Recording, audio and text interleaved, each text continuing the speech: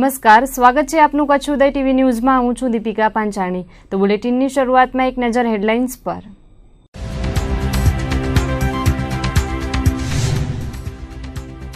મુસ્કાનનગર pumping સ્ટેશનમાં ગુંગળાઈને એકનું મોત। ગટર સફાઈ માટે ઉતરેલા અન્ય 5 કર્મીઓ ગંભીર। સુધરાઈ અને કોન્ટ્રાક્ટરની બેદરકારી થઈ છતી। ભચાઉમાં કોલેજિયન યુવાનોની બબાલમાં 2 જૂથોનું ઘર્ષણ। કોલેજિયનોની માથાકૂટમાં વાલીઓ આમને સામને। ભચાઉ પોલીસે ઘટના સ્થળે દોડીને સ્થિતિ પાડી થાળે। ખાણ ખનીજ વિભાગે ફરી બોલાવ્યો સપાટો। માંડવીના ભાડિયામાં દરોડો પાડી 50 લાખનો મુદ્દામાલ ઝડપ્યો। ભુજ મિર્જાપર રોડ પરથી ઝડપાઈ રેતી ભરેલી ટ્રક। સ્મૃતિવન પ્રોજેક્ટની પ્રથમ તબક્કાની કામગીરી પૂર્ણ। બીજા તબક્કામાં સનસેટ પોઈન્ટ મ્યુઝિયમનું થશે નિર્માણ। કચ્છના પ્રવાસન ક્ષેત્રે વધુ એક સ્થળનો થશે ઉમેરો। અંજારમાં સિદ્ધિવિનાયક મેન્સવેરનો થયો પ્રારંભ। શહેરીજનોને હાઈ પ્રોફેશનલ રેન્જના મળશે વસ્ત્રો। પ્રારંભે વડીલો, મિત્ર વર્તુળ, સ્નેહીજનોએ આપી શુભેચ્છા। કાટમાળ કૌભાંડમાં તહોમતદાર તરીકે અટવાયેલા 252 જેટલા શિક્ષકો માટે રાહતના સમાચાર છે। છેલ્લા કેટલાય વર્ષોથી કાટમાળ કૌભાંડમાં સપડાયેલા શિક્ષકોના અટવાયેલા સરકારી લાભો આપવાનો હુકમ જિલ્લા શિક્ષણાધિકારી BR જરગેલા દ્વારા કરાયો છે, જેમાં સર્વે માટે જે તે વખતે શિક્ષકોની મદદ લેવાઈ હતી। જેમાં કાટમાળ કૌભાંડમાં 2003-4ના અરસાથી શિક્ષકોને તહોમતદાર બનાવાયા હતા અને છેલ્લા 1 દાયકાથી વધુ સમયથી આ કેસ ચાલી રહ્યો છે, જેમાં જિલ્લાના 252 શિક્ષકોના ઉચ્ચતર પગારના લાભો તેમજ નિવૃત્ત થયેલા શિક્ષકોના પેન્શન્સના લાભો પર સરકારે રોક લગાવી હતી। તેવામાં જિલ્લા શિક્ષણાધિકારી BR જરગેલાના પ્રયાસોથી રાજ્ય શિક્ષણ નિયામકની કચેરીએ મંજૂરી આપી હતી। સાથે સાથે SBએ પણ પત્ર પાઠવીને તમામ શિક્ષકોને આ કેસમાં નિર્દોષ હોવાનું જણાવ્યું હતું। ત્યારે શિક્ષકોને નિર્દોષ જાહેર કરીને તેઓને સરકાર પક્ષે સાક્ષી બનાવાશે। આ સાથે જ તેઓના સરકારી લાભો પણ ટૂંક સમયમાં મળશે તેવું જિલ્લા શિક્ષણાધિકારી BR જરગેલાએ જણાવ્યું હતું। રાજકોટ ગ્રામ્ય LCBએ ઘરફોડી અને વાહન ચોરીના ગુનામાં 5 આરોપીઓને ઝડપી પાડ્યા છે, જેમાંથી એક ગેંગના 3 સાગરીતોએ ગાંધીધામમાં કેબલ ચોરીની ઘટનાને અંજામ આપ્યો હોવાની કબૂલાત આપી હતી। રાજકોટ ગ્રામ્ય LCBએ ઝડપી પાડેલા શખ્સોમાં અશોક ઉર્ફે ભડિંગો મકવાણા, રાજેશ ઉર્ફે રાજુ પરમાર અને મુકેશ મછારાને ઝડપી પાડ્યા હતા। ઝડપાયેલા 3 શખ્સોની પૂછપરછમાં અશોકે કબૂલાત કરી હતી કે 3 વર્ષ પૂર્વે તેણે ગાંધીધામમાં રહેતા પૂંજાભાઈ વણકર અને તેના 4 માણસો સાથે તેમણે ઇલેક્ટ્રોનિક વાયરોની ચોરી કરી હતી, જે વાયરો પૂંજાભાઈએ વેચી નાખ્યા હતા। જેતપુરમાં પણ આ શખ્સોએ પૂંજાભાઈ વણકર અને જેમલ વણકર સાથે મળીને ટેલિફોનના વાયરની ચોરી કરી હતી। ચોરાવ વાયરોને ST બસમાં કચ્છ લાવીને વેચી નાખવામાં આવ્યા હોવાનું પણ આરોપીઓએ જણાવ્યું હતું। આ ઉપરાંત આ ત્રિપુટીએ અનેક ઘરફોડી અને વાહન ચોરીની ઘટનાઓને પણ અંજામ આપ્યો છે। ત્યારે રાજકોટ ગ્રામ્ય LCBએ તેમની ધરપકડ કરીને આગળની કાર્યવાહી હાથ ધરી છે। ભુજ નગરપાલિકાનું તંત્ર કેટલી હદે ખાડે ગયું છે તેનો જીવતો જાગતો પુરાવો આજે સામે આવ્યો હતો। શહેરના મુસ્કાનનગરમાં ખારસરા ગ્રાઉન્ડ પાસે આવેલા ગટર લાઇનમાં પમ્પિંગ સ્ટેશનમાં સફાઈ માટે ઉતરેલા 6 કર્મચારીઓમાંથી એકનું કમકમાટી ભર્યું મોત થયું છે, છતાંય તંત્રના પેટનું પાણી હલ્યું નથી। ઘટનાની પ્રાપ્ત વિગતો અનુસાર મુસ્કાનનગરમાં આવેલા ખારસરા ગ્રાઉન્ડ પાસે સુધરાઈ દ્વારા ગટરનું પમ્પિંગ સ્ટેશન બનાવવામાં આવ્યું છે। તેમાં કાદવ કીચડ થઈ જવાને કારણે લાઇન ચોકઅપ થઈ ગઈ હતી। આ પમ્પિંગ સ્ટેશનમાં સફાઈ માટે સુધરાઈના કોન્ટ્રાક્ટરનો એક કામદાર ઉતર્યો હતો। અંદર ઉતર્યા બાદ તે ગુંગળાઈ જવાથી લથડ્યો હતો, જેને બચાવવા અન્ય કામદારો ઉતર્યા હતા, જેમાં તમામને ગુંગળામણ થઈ હતી। પ્રથમ ઉતરેલા કર્મચારી બેહોશ થઈ જતા તેને બચાવવા એક પછી એક કુલ 6 જણ પમ્પિંગ સ્ટેશનમાં ઉતર્યા હતા। અંદર ઉતર્યા બાદ તમામ ફસાઈ જતા બૂમાબૂમ કરી હતી। ત્યારે ગ્રાઉન્ડમાં ક્રિકેટ રમતા છોકરાઓએ આસપાસના સ્થાનિકોને મદદ માટે બોલાવ્યા હતા।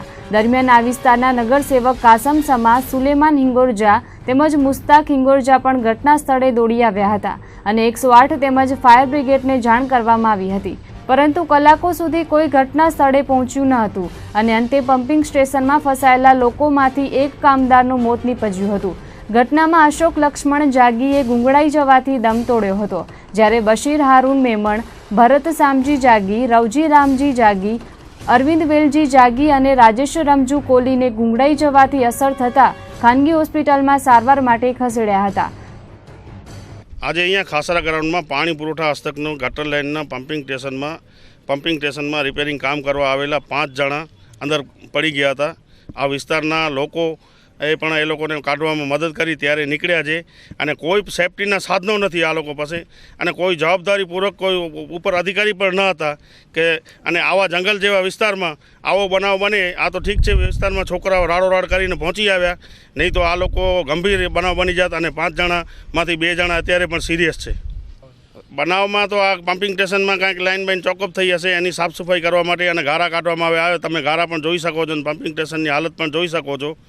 એના માટે આવ્યા હતા, પણ સેફટીના સાધનો વગર ઉતરવાની સુપ્રીમ કોર્ટનો મનાઈ હોવા છતાં, હાઈકોર્ટની મનાઈ હોવા છતાં બેદરકારીપૂર્વક કોઈ પણ જવાબદારી વ્યક્તિને ઉપર ઊભો રાખવા વગર આ બનાવ બન્યો છે. એનો જવાબદાર ખરેખર આ લોકો અધિકારીઓ છે અને નગરપાલિકા અને પાણી પુરવઠા 2 આમાં જવાબદાર વ્યક્તિઓ છે. સવારે 10 વાગ્યાના અરસામાં ખારસરા ગ્રાઉન્ડ પર કામદારો ફસાઈ જવાની ઘટના બની હતી. ત્યારે ગ્રાઉન્ડમાં ક્રિકેટ રમતા બાળકોએ આસપાસના લોકોને બચાવ રાહત માટે બોલાવ્યા હતા, પરંતુ ઘટનાના કલાકો બાદ પણ ફાયર બ્રિગેડ, 108 કે પોલીસ પહોંચી ન હતી. લોકોએ ફસાયેલા કામદારને બચાવી છકડા મારફતે હોસ્પિટલાઇઝ કર્યા હતા. તો આજની ઘટનામાં સુધરાઈના વહીવટી અધિકારીઓ કે કોઈપણ સત્તાધીશો પણ ઘટના સ્થળે ફરક્યા ન હતા. મોડેથી અસરગ્રસ્તોની હોસ્પિટલમાં ખબર કાઢવા નગરપતિ અશોક હાથી, કારોબારી ચેરમેન શૈલેન્દ્રસિંહ જાડેજા, રાહુલ ગોર, ચીફ ઓફિસર GK ચંડપા સહિતના અધિકારી પદાધિકારીઓ દોડ્યા હતા. આજે એક માણસ ડ્રેનેજ પમ્પિંગ સ્ટેશનમાં કામગીરી કરતા પગ લપસી જવાથી પડી ગયા અને એ બહાર નીકળે પહેલાં બીજા 2 માણસો એને બચાવવા પડ્યા. એની પાછળ 1 માણસ પણ પડ્યા. એ રીતના કુલ 4 માણસો ઓલરેડી એને બચાવવા પડ્યા.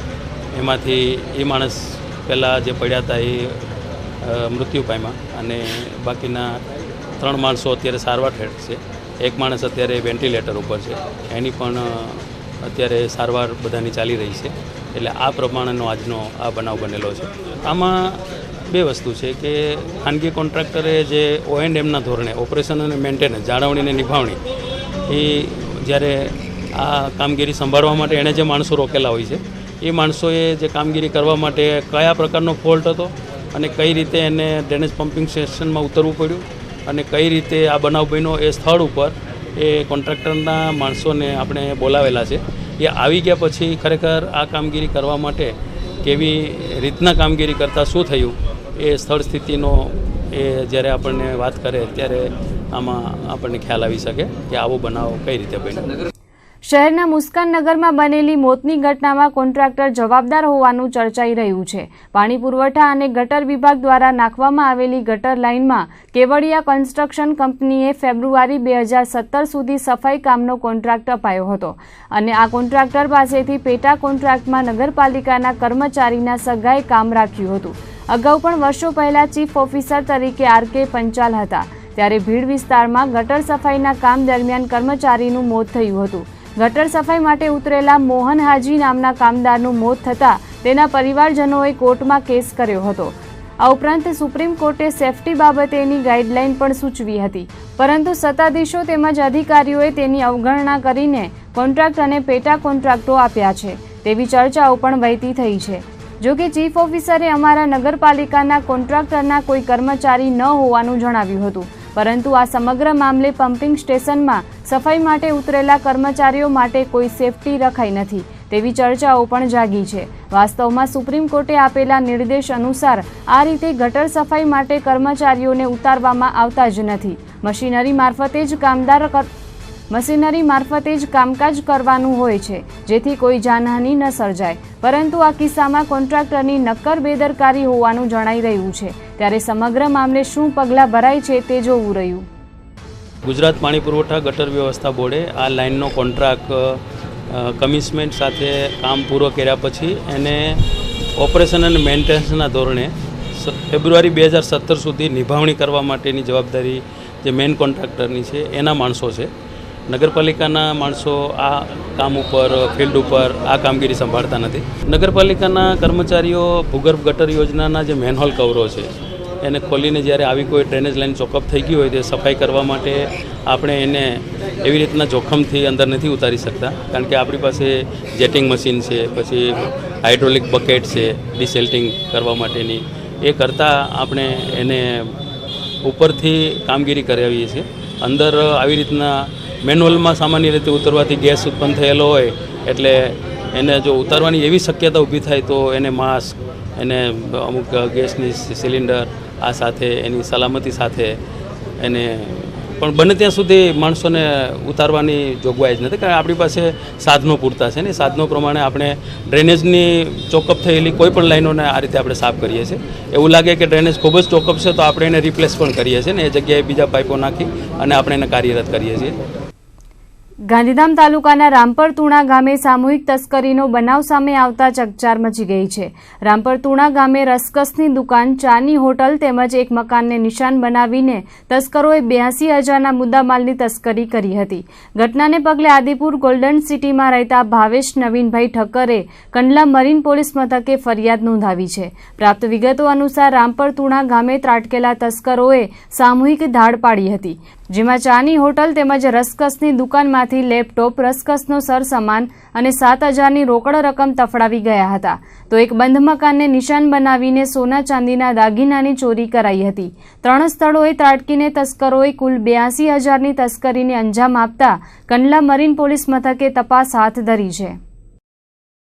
કચ્છમાં ખનીજ ચોરો સક્રિય છે અને કરોડો રૂપિયાની ખનીજ ચોરી કરી રહ્યા છે, પરંતુ ખાણ ખનીજ વિભાગ હંમેશા કુંભકર્ણની નિંદ્રામાં જ હોય છે. પરંતુ આજે માંડવી તાલુકાના નાના ભાડિયા ગામે ખાણ ખનીજ વિભાગે દરોડો પાડીને 50 લાખનો મુદ્દામાલ કબજે કર્યો હતો. નાના ભાડિયામાં રેતીની ચોરી થતી હોવાની ફરિયાદોને પગલે ખાણ ખનીજ વિભાગ દ્વારા આજે ભાડિયામાં દરોડો પાડ્યો હતો. તે દરમિયાન ખાણ ખનીજ વિભાગના અધિકારીઓ ઘટના સ્થળે પહોંચતા ખનીજ ચોરો નાસી છૂટ્યા હતા.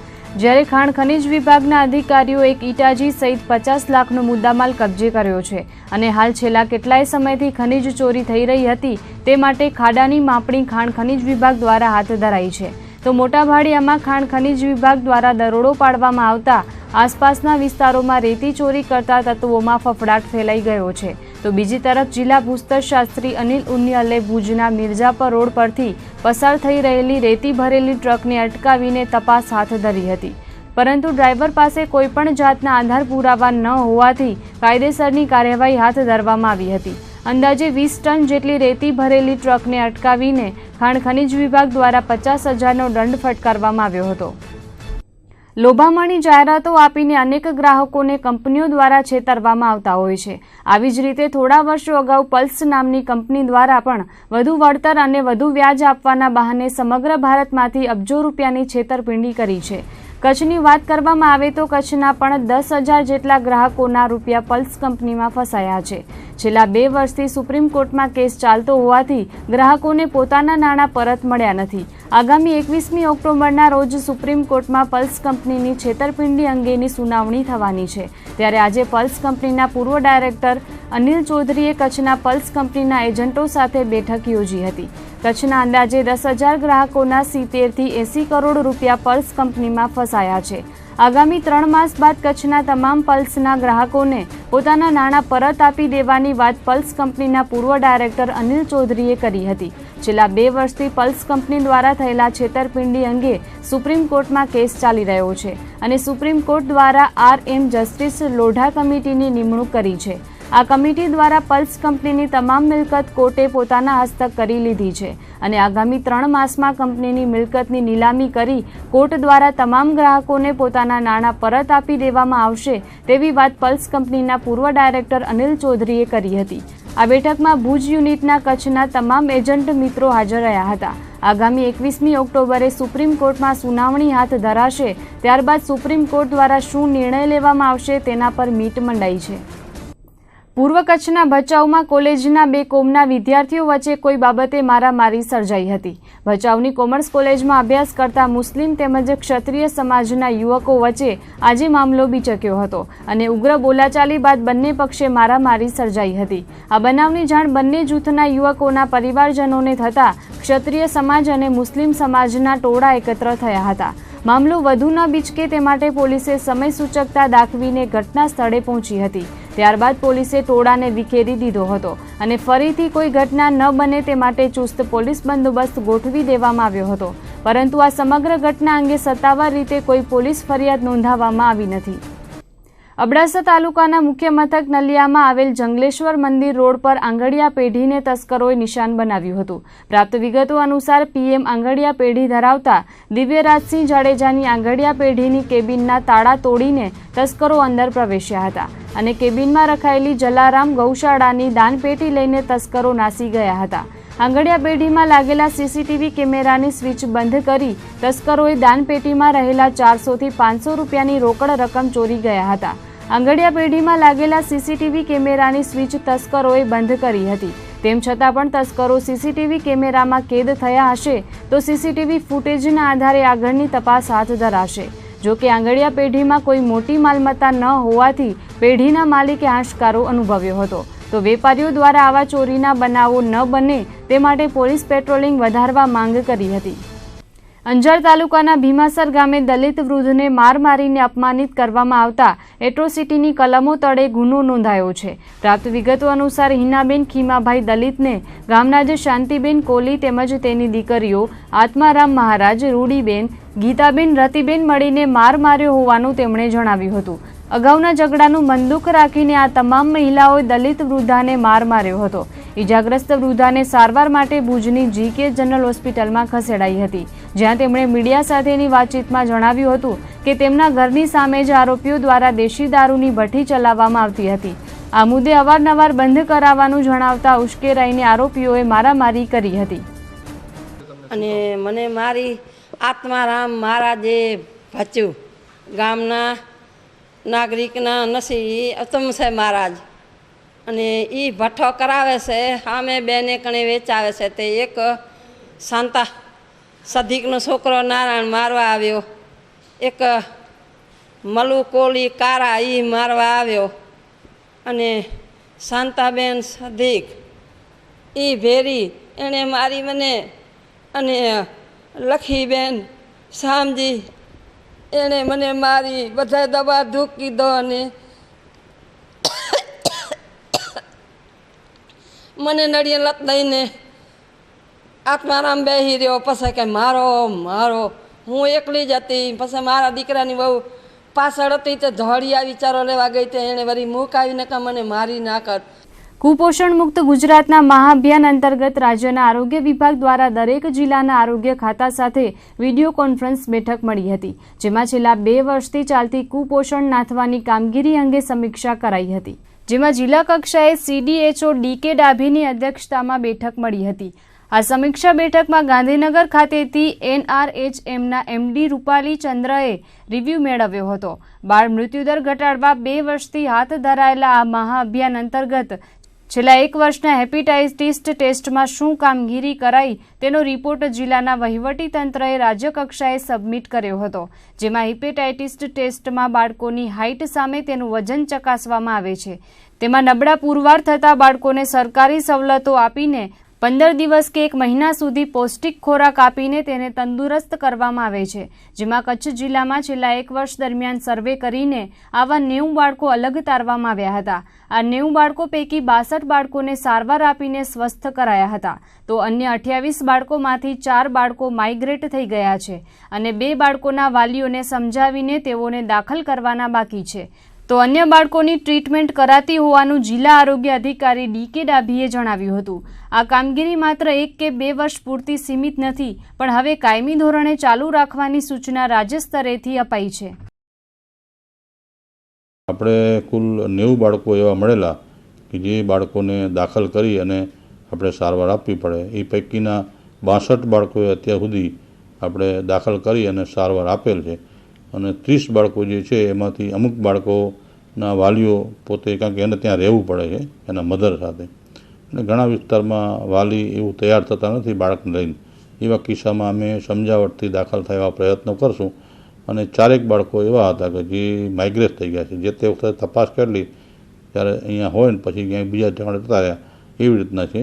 અને 2 બાળકો એવા છે કે જેને હજુ દાખલ કરવાના બાકી છે, પેન્ડિંગ છે, અને કાર્યવાહી આજકાલમાં પૂરી થઈ જશે.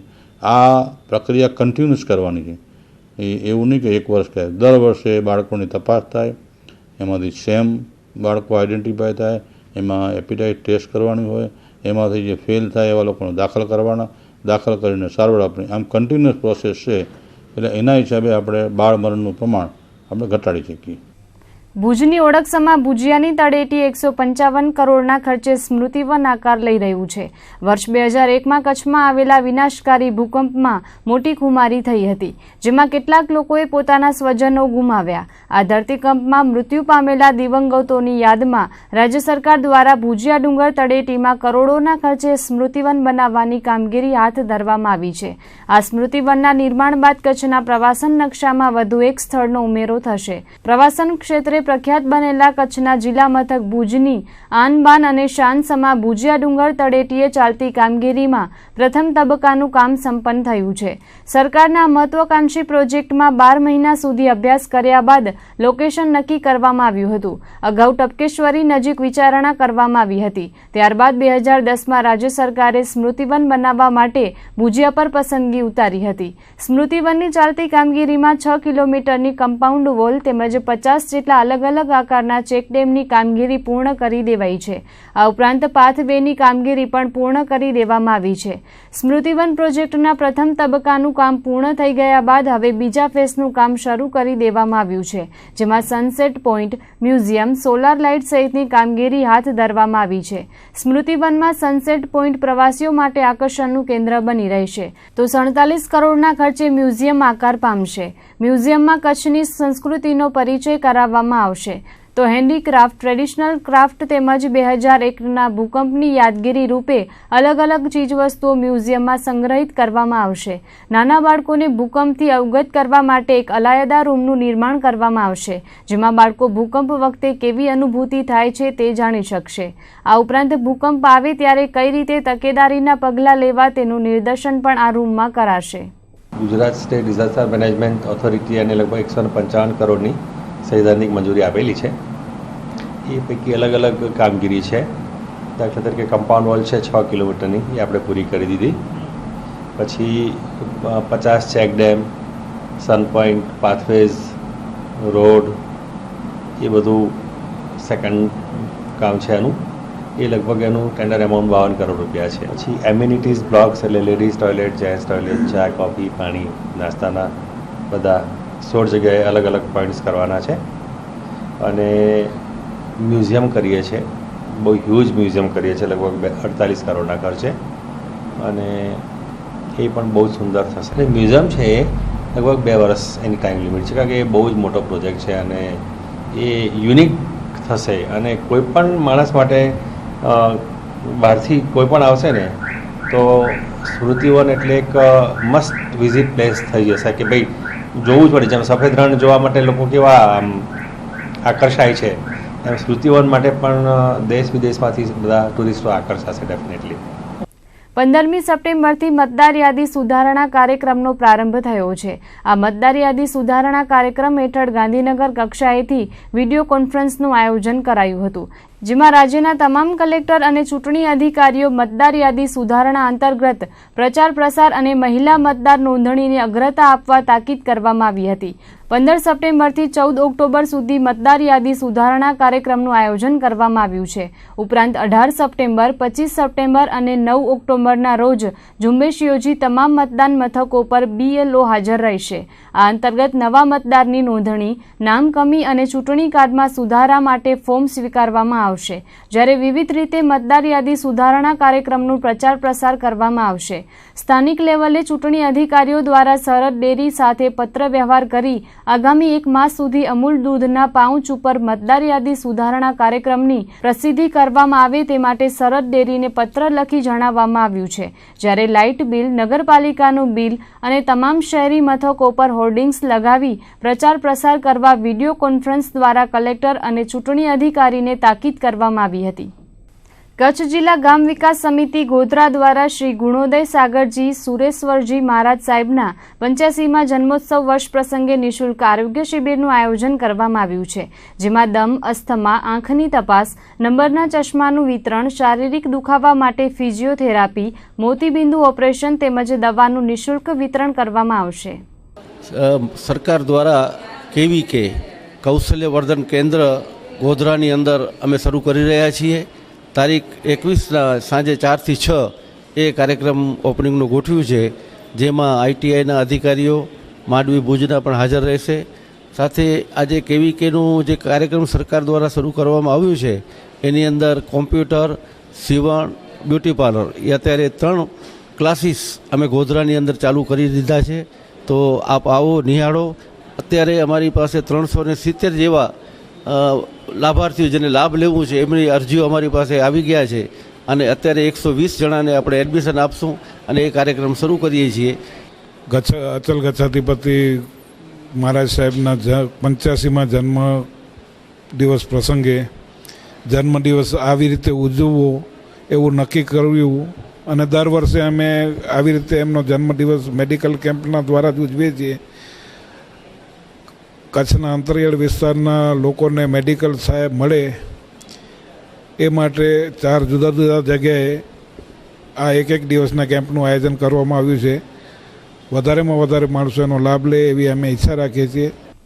ભુજ નગરપાલિકા દ્વારા શહેરની સફાઈ માટે કોન્ટ્રાક્ટ 46 લાખમાં અપાયો છે.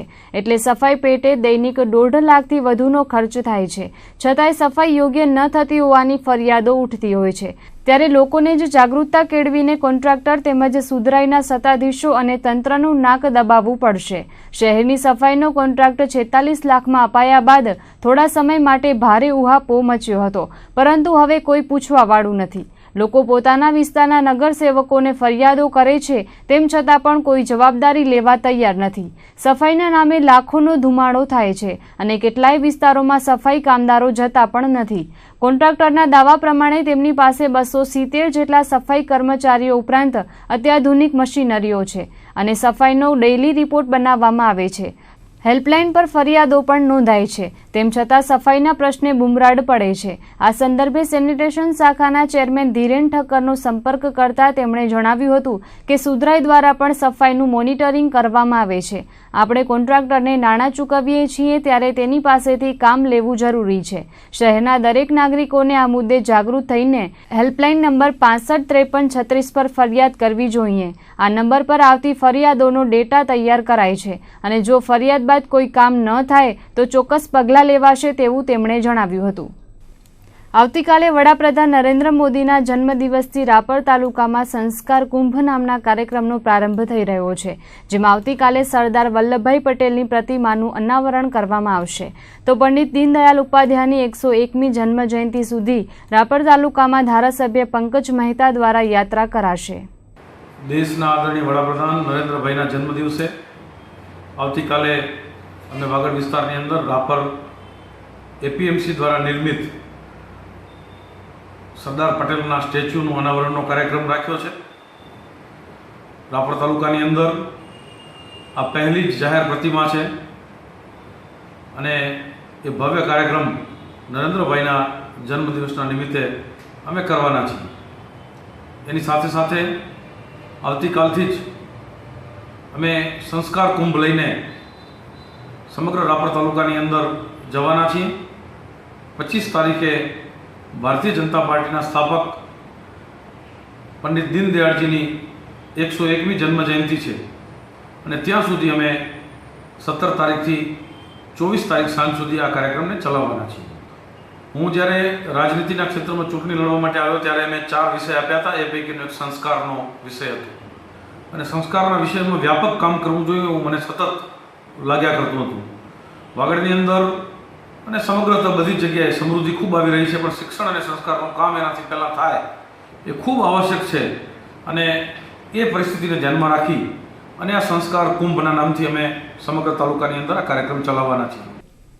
અંજારના ત્રિભીટે સર્કલ પાસે આવેલા સિટી સ્ક્વેર કોમ્પ્લેક્સમાં વિશાલભાઈ ભાનુશાલી અને મયુરભાઈ દુધૈયા દ્વારા સિદ્ધિ વિનાયક મેન્સવેરના અદ્યતન રેડીમેડ શોરૂમનો પ્રારંભ કરાયો હતો, જેમાં અતિથિ વિશેષ તરીકે અખિલ ભારતીય સિદ્ધિ ભાનુશાલી સમાજના પ્રમુખ ગંગારામભાઈ ભાનુશાલીની ઉપસ્થિતિમાં શોરૂમનો ઉદ્ઘાટન સમારોહ યોજાયો હતો. અંજાર સચ્ચિદાનંદ મંદિરના મહંત ત્રિકમદાસજી મહારાજના વરદ હસ્તે શાસ્ત્રોક્ત વિધિથી શોરૂમને વિધિવત ખુલ્લો મુકાયો હતો. આ પ્રસંગે પરિવારના મોભી ગંગા સ્વરૂપ માતૃશ્રી મુલીબાએ હાજરી આપીને અંતરના આશીર્વાદ પાઠવ્યા હતા. વડીલ ગંગારામભાઈ ભાનુશાલીએ વ્યાવસાયિક પ્રતિષ્ઠાનમાં પગરણ માંડતા સંતાનો પ્રત્યે પ્રેમ અને હૂંફની લાગણી વ્યક્ત કરી હતી. જવાહરભાઈ ભાનુશાલીએ મેન્સવેર પરિવાર વતી સૌને આવકાર્યા હતા. આ પ્રસંગે અંજાર આડાના ચેરમેન નીરવભાઈ ભારદિયા, પૂર્વ ચેરમેન ભરતભાઈ શાહ, સુધરાઈ પ્રમુખ પુષ્પાબેન ટાંક, જિલ્લા ભાજપના ઉપપ્રમુખ ગોવિંદભાઈ કોઠારી, સુધીરસિંહ જાડેજા, રાજુભાઈ પલણ, સહદેવસિંહ જાડેજા, વૈભવભાઈ વ્યાસ, દિનેશભાઈ ઠક્કર, આનંદભાઈ ઠક્કર, જય ઠક્કર, શહેનાઝ શેખ, નદીમ ખાન, કેતુલભાઈ સોની, પૂર્વેશભાઈ સહિત ગાંધીધામ, અંજાર, આદિપુરના મિત્ર વર્તુળ, સ્નેહીજનો અને રાજકીય તેમજ સામાજિક અગ્રણીઓએ હાજરી આપીને શુભેચ્છાઓ પાઠવી હતી. ઉદ્ઘાટન સમારોહને સફળ બનાવવા મયુરભાઈ, વિશાલભાઈ, પ્રશાંતભાઈ સહિતના સ્ટાફગણે જહેમત ઉઠાવી હતી. મેન્સવેર પરિવાર વતી પ્રકાશભાઈ ભાનુશાલીએ સૌનો આભાર માન્યો હતો. અંજારના ત્રિભેટે સિટી સ્ક્વેર કોમ્પ્લેક્સમાં શરૂ કરાયેલા શોરૂમમાં casual, formal, partywear, clubwear, wedding, sherwani, suit, blazer, કોટી, નાઇટવેર સહિતની રેડીમેડ આઇટમો ઉપલબ્ધ રખાઈ છે, જેથી વિશાળ કલેક્શનનો હાઈ રેન્જ શોરૂમ અંજારના શહેરીજનોને મળ્યો છે.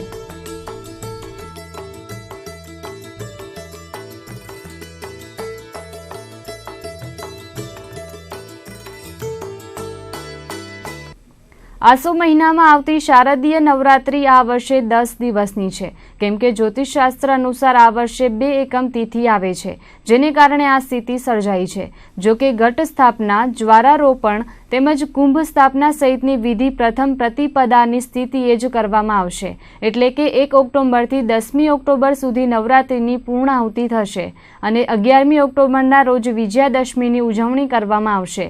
ગત વર્ષે પણ 2 એકમ તિથિ હતી, પરંતુ મહાઅષ્ટમી અને મહાનવમી સાથે હોતા 9 દિવસની જ નવરાત્રિ યોજાઈ હતી. જ્યારે આ શારદીય નવરાત્રિ દરમિયાન 7મી ઓક્ટોબરના રોજ ગુરુ ઉદય થઈ રહ્યો છે, જેને કારણે માંગલિક કાર્યક્રમોનો પણ પ્રારંભ થશે, જે શુભ કાર્યો માટે ઉત્તમ ગણવામાં આવશે. સાથોસાથ જે પણ નવરાત્રિ અનુષ્ઠાન કરતા હોય અને કુળદેવીની પૂજા ઉપાસના કરતા હોય તેમણે પણ આ જ દિવસથી અનુષ્ઠાનનો પ્રારંભ કરવાનો રહેશે. સાથે જગદંબાને વિશેષ કૃપા માટે દરરોજ શક્રાદય સ્તુતિનું શ્રવણ પણ ઉત્તમ છે. ભુજમાં પોસ્ટ ઓફિસની સામે આવેલ દાદાવાડી ખાતે જીનદત્ત કુશલ સામયિક મહિલા મંડળ દ્વારા દાદાજીનું પૂજન અર્ચન કરવામાં આવ્યું હતું. ખરતર ગચ્છ જૈન સંઘના જીનદત્ત સુરીશ્વરજી ગુરુના મંદિરે મહિલા મંડળ દ્વારા ઉજવણી કરવામાં આવી હતી. દર પૂનમના દિવસે આ પ્રકારે દાદાજીની પૂજા અર્ચના કરવામાં આવે છે, જેમાં સકલ જૈન સંઘ સાથે મળીને મહિલાઓ સવારે પૂજામાં ભાગ લે છે અને સાંજે તપ તેમજ ધૂનનું આયોજન કરવામાં આવે છે. આ પ્રસંગે જીનદત્ત કુશલ સામયિક મહિલા મંડળના પ્રમુખ ચંદ્રબેન શાહ, વાસંતીબેન શાહ, નલિનીબેન શાહ, રીટાબેન પટવા, નૈનાબેન શાહ તેમજ જયશ્રીબેન શાહ સહિતની મહિલા અગ્રણીઓ દ્વારા જહેમત ઉઠાવવામાં આવી હતી. જૈન સંઘ સંચાલિત દાદાવાડી સ્થળ છે. હું જયશ્રી શાહ બોલું છું અને અત્યારે અમે જીનદત્ત કુશલ સામાયિક મંડળ દાદા સાહેબની ભક્તિ ભાવના કરવા એકઠા થયા છે. અમારા દાદા સાહેબનું પૂનમ અને સોમવારનું વિશેષ મહત્વ હોય છે, એટલે આજે પૂનમ હોવાથી અમે દાદા સાહેબને અત્યારે પૂજા ભણાવી છે અને રાત્રે 1 કલાક દાદા સાહેબના સકળ જૈન સંઘ સાથે મળી અને જાપ કરીશું. આખું મંડળ સાથે મળી ત્યારે અમને પરિવાર જેવી લાગણી થાય છે અને સાથે મળીને ભક્તિ કરી એટલે જાણે દાદા સાહેબમાં અમે ઓતપ્રોત બની જઈએ છીએ અને અમારા દાદા સાહેબ પ્રગટ પ્રભાવી છે, એકદમ હાજર છે. તો સાચા ભાવથી ભક્તિ કરી તમને તરત એના પરચા પણ જોવા મળે છે. તો આ હતા આજના કચ્છ ઉદય ટીવી ન્યૂઝ. ફરીથી મળીશું આવતીકાલે. ત્યાં સુધી અમને રજા આપશો. નમસ્કાર.